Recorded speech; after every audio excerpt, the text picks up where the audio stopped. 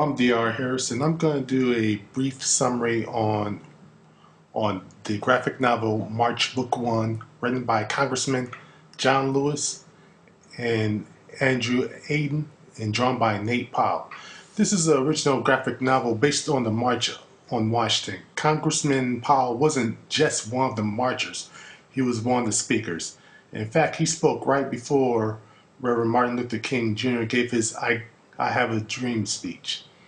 I feel this is one of the most important books that came out last year. It retells the time I think most people don't really think about anymore, and they really should. The novel begins with a brief flashback and a flash of violence. The flashback ends with the shadow of a police officer on the bridge being a black man lying down on a bridge. The only things not in shadow on the second panel is the victim's hands stretched out. And at that moment, the panel just fades to black. This is important because this image will set the story to come.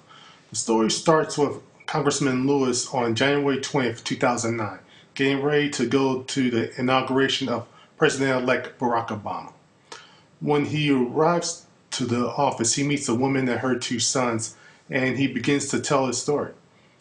It is important for him to tell this story because, as he said on page 20 of this graphic novel, of all the speakers on the March on Washington, he's the only one left alive.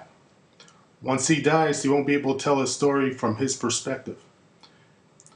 If books or films that were based on or what people knew of him, it would lack something that only his own words and perspective would provide.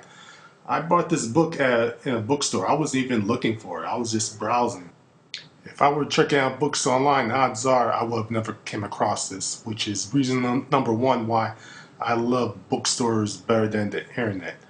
This is volume one, and in interviews about the novel, I don't recall Congressman Lewis ever saying anything about how many volumes of this will come out. But I'm assuming it's going to be one a year due to how busy he is. Hopefully he will be able to tell his story completely before he passes away. I feel everyone should read this. The fact that it's in the graphic medium I think would help out his case. The novel is in black and white, and I think in this case the lack of color helps pull the reader into the story.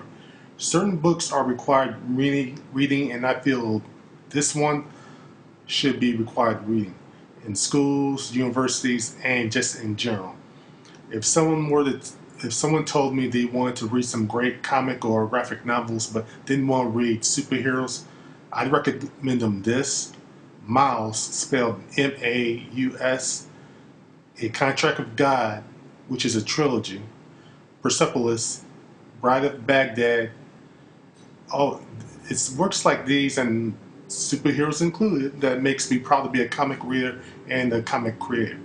I mean, it's works like these that shows the strength and diversity of the medium.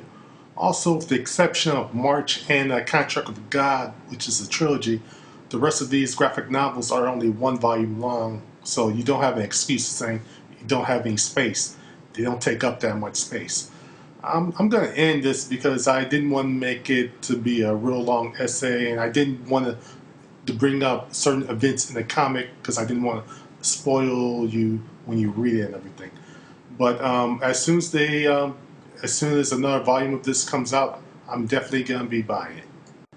And until next time, goodbye.